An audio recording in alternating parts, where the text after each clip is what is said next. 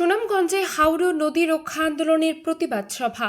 প্রকৃতি পরিবেশ মানুষের জীবন জীবিকা ও সম্পদ সুরক্ষায় সুনামগঞ্জের ধোপাজান জাদুকাটা সহ সকল নদ নদীতে অবৈধভাবে বালু পাথর উত্তোলন বন্ধ সহ ৬ দফা দাবিতে হাওড় নদী রক্ষা আন্দোলনের এক প্রতিবাদ সভা অনুষ্ঠিত হয়েছে। 18 অক্টোবর শনিবার বেলা 11টায় সুনামগঞ্জ সদরের আলতাফ স্কয়ারে সভা করা হয়। সভায় হাওড় নদী রক্ষা আন্দোলনের যুগ্ম আহ্বায়ক মুজাহিদুল ইসলাম মজনুর সভাপতিত্বে ও যুগ্ম আহ্বায়ক রাজু আহমেদের সঞ্চালনায় ৬ দফা দাবি উত্থাপন করেন সংগঠনের যুগ্ম আহ্বায়ক ওবায়দুল হক মিলন। প্রতিবাদ সমাবেশে হাওড় নদী রক্ষা আন্দোলনের ৬ দফা দাবিসমূহ: ১. ধোপাজান নদী থেকে ভিট বালু উত্তোলনের অনুমোদন বাতিল করতে হবে।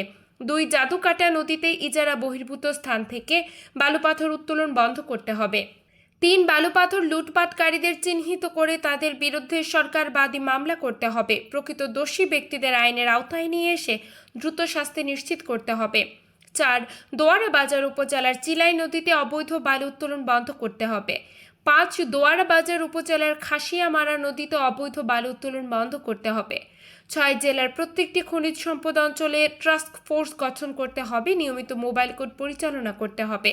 সভায় আরও বক্তব্য রাখেন সদর উপজেলার সাবেক ভাইস চেয়ারম্যান বদরুল কাদের শিহাব, অ্যাডভোকেট আনিসুজ্জামান, হাওড় নদী রক্ষা আন্দোলনের জেলার যুগ্ম আহ্বায়ক ওবায়দুল মুন্সি, সদস্য মিজানুল হক সরকার, সুমন পাল, মাইনুদ্দিন কর্ণ, বাবু দাস, শাহ মোশাহিদ আলম, ফয়সাল, দবির মিয়া।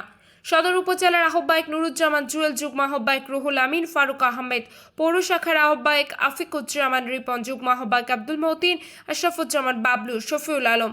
হাওড় নদী রক্ষা আন্দোলনের শান্তিগঞ্জ উপজেলার আহ্বায়ক ইমদাদ হোসেন, শাল্লা উপজেলার সদস্য আনোয়ার হোসেন, দোয়ারা বাজার উপজেলার সদস্য মোফাজ্জল হাসান, আফজাল হোসেন, মান্না প্রমুখ।